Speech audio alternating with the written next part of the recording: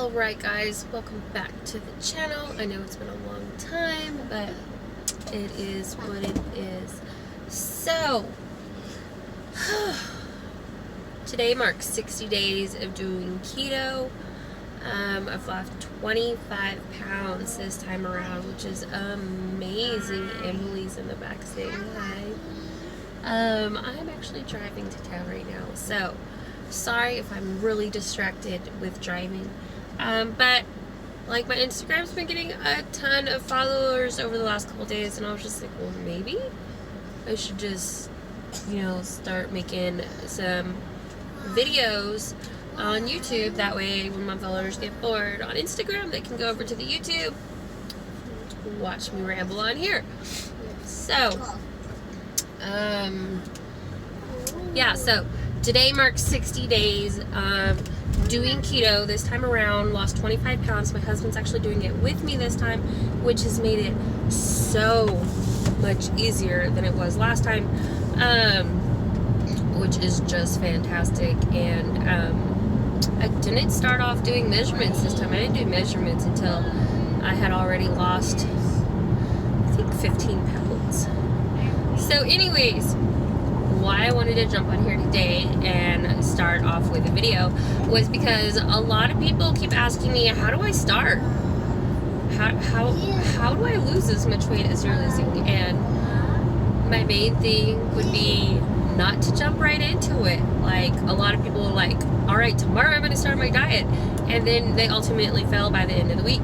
So my biggest tips would be to download a couple of apps. And that's what I did. So I have a weight diary app, and I think it's actually called Weight Diary. I'll put links to them in the bottom. But it helps me keep track of my weight, and I only weigh in on Fridays. So I only adjust the weight in there on Fridays, and that is it. Sometimes I weigh in daily just to know where I'm at, but I don't put it in my app. The only weight I really care about is the weight I am on Fridays. The other weight check-ins are just for me mentally. So download an app to keep track of your weight.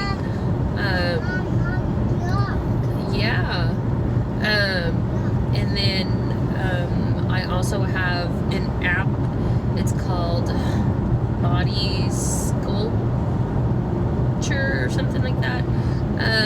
And I did my measurements, and I only do my measurements once a month, on the first of every month, or the first Friday, or the last Friday of every month. Every 4 weeks I do my measurements, and it always gets me really excited to see how many inches I've lost and where I've lost them from. And then I have a calorie counting app, which is my Fitness Pal, and that way I can keep track of everything I eat, down to every bite and crumb is what I keep track of to the best of my ability. And I use that to track my calories, my intake, making sure that my macros are close to what they're supposed to be. My carbs are set on 5%, which is 20 grams of carbs. And then I think my protein is at 20, and my fats are at 75. It just helps me be accountable for everything. So I have those 3 apps. My Fitness Pal, I log daily to make sure where I'm at. Even what I drink, I put in there. And then my Weight Diary, I update every Friday. And then my Body Sculpt, I update every 4 weeks. And that's how I keep track of everything. But I would suggest doing those 3 things.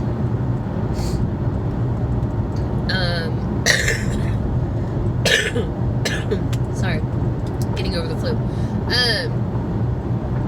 To get started, I mean, just tracking your food, you realize what a lard you really are once you put down what you're actually eating daily. Like, don't change what you're eating. Just go out, do your normal same stuff, and just log everything you eat, and you'll realize that you overeat. One meal, you'll have your daily intake of calories, like, bam. It's a real eye-opener. And then just tracking your food every single day, you'll automatically decrease what you're eating. You'll be like, that's too many calories, I don't want to eat that. And you'll realize that you'll go from 460 carbs a day down to like 180 carbs a day, which is a huge step. And then once you finally realize that you're not going to want to eat this because it's too many carbs, you'll slowly start to clear out your refrigerator and start to put cleaner foods in there. You'll clean out your pantry, and then you'll be like, all right, I'm ready to, be gung-ho about doing this keto thing. And that's really how I did it. Like, like in December sometime, I decided I was going to do keto. It wasn't until February 1st that me and my husband actually started keto, because we had just gone grocery shopping, and there was tons of food, tons of freezer food, tons of everything you couldn't possibly eat. I'm like, I just spent $500 on groceries. We're just going to eat it, go through this food, eat it, and then whatever's left, by the time I need to actually go grocery shopping again, that's when we'll start our diet. And it took us almost 2.5 months to get through the food. Another tip I would say would be to, when you do actually decide to go grocery shopping for keto stuff, don't buy stuff just because it's keto. Don't buy foods you don't like or that you've never even tried before. Keep it really, really simple for the first 4 weeks, 2 weeks. Keep it so simple you can't go wrong. Like, my first week of keto, I made boiled eggs and put salt on them. I made bacon, because gateway to keto right there is bacon. And then I did strawberries, because I knew that my husband was going to want something sweet every single day.